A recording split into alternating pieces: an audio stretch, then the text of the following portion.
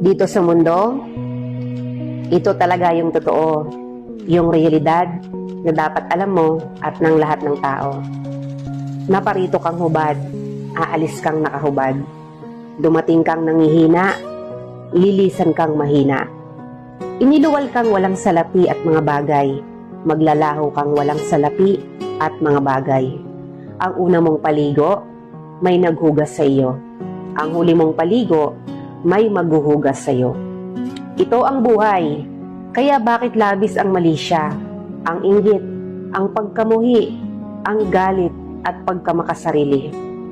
Maging mabait sa lahat at gumawa ng kabutihan. May hangganan ng oras natin sa mundo. Huwag sayangin sa walang kabuluhang bagay.